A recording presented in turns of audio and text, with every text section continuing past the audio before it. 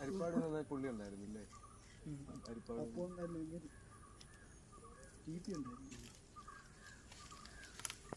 കത്രി കേട്ടോ.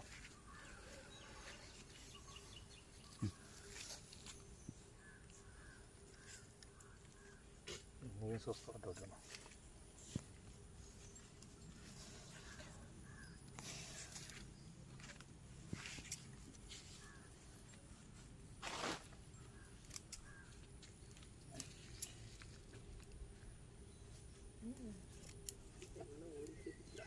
ഇങ്ങനൊരു സംവിധാനത്തെക്കുറിച്ച് ഇവിടെ നിൽക്കുന്നവർക്ക് ആർക്കെങ്കിലും അറിയാമോ? ഇപ്പം ഞാൻ വന്നു,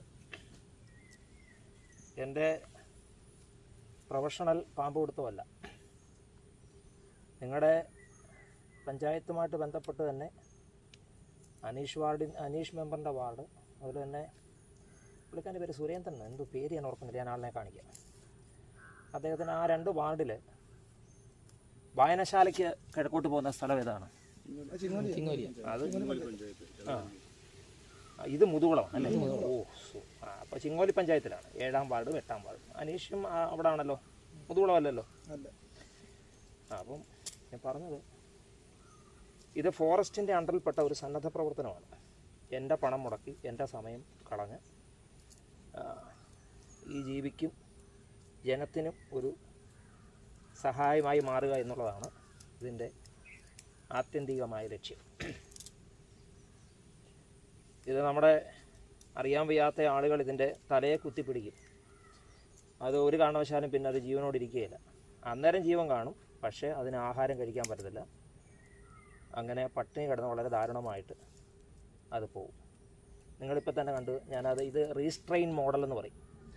അവനും വിചാരിക്കുന്ന ഏതോ ഒരു ഹോളിൽ കയറി അവൻ സേഫ്റ്റിയാണ്, കണ്ടോ വളരെ ശാന്തമായിട്ടിരിക്കുന്നതാണ്. മറ്റേത് എന്തിനു വേണ്ടി പ്രാവശ്യം കടിക്കാൻ വന്നു.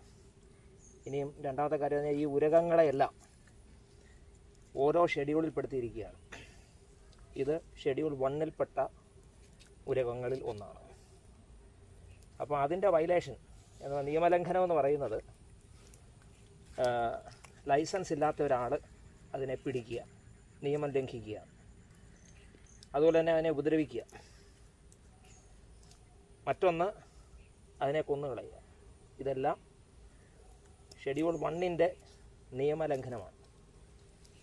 അങ്ങനെ ചെയ്തു കഴിഞ്ഞാൽ എന്താണെന്ന് ചോദിച്ചു കഴിഞ്ഞാൽ, അങ്ങനെ ഒരു വീഡിയോയോ ഫോട്ടോസോ പുറത്തേക്ക് വന്നാൽ, ഇപ്പം നിങ്ങളിവിടെ നിന്ന് വീഡിയോ എടുക്കുന്നു,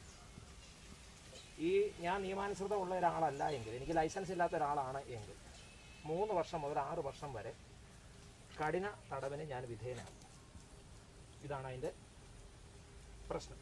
അതുകൊണ്ട് നിങ്ങൾക്ക് എന്തെങ്കിലും ഒരാവശ്യം എനി ടൈം ഉണ്ടായാൽ, ആലപ്പുഴ ജില്ലയിൽ 20-ൽ പുറത്ത് ഇപ്പോൾ പുതിയ ബാച്ച് കൂടെ വന്നിട്ടുണ്ട് കഴിഞ്ഞ ശനിയാഴ്ച മുതൽ. എന്നൊഴികെ ഞങ്ങളുടെ പഴയ ബാച്ച് ഒരു 20ഓളം പേര് ഇങ്ങനെ സന്നദ്ധ പ്രവർത്തനം ചെയ്യുന്നുണ്ട്. ഞാനൊരു ചെറിയ പള്ളിയിലെ പുരോഹിതനാണ്.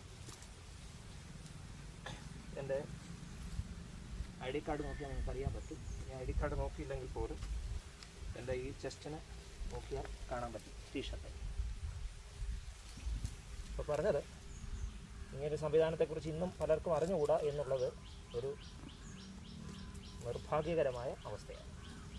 എന്തോ കഴിച്ചിട്ടുണ്ടാകും. അതാണ്.